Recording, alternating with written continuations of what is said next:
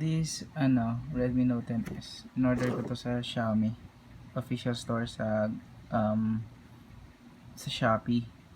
So in-order ko siya last April 15. So ang sabi dun is 9 to 15 days bago ma-deliver. So ang date ngayon is 28. So medyo matagal siya. Pero pasok naman siya dun sa promise date.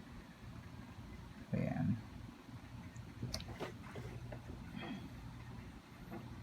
Okay, next.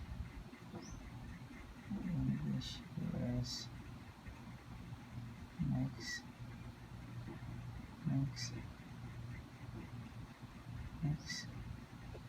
So I have agree. Check for SIM cards later na lang. Connect lang sa internet namin.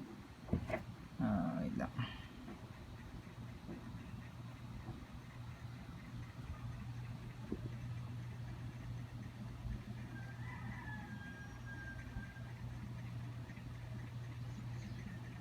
Okay.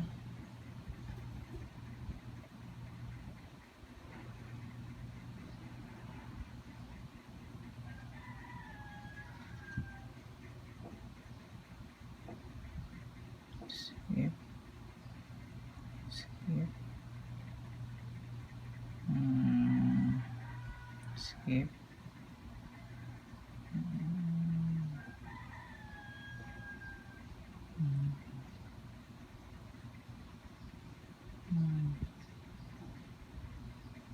Okay. Ayoko. Off ko na din. Okay.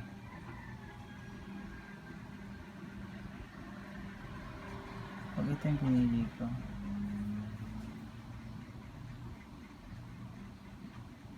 I prefer the classic one. So next. Complete.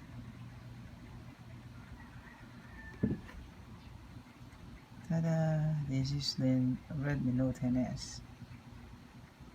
So tahimik lang unboxing ko. An expert. So it's not my first time to own a Xiaomi phone.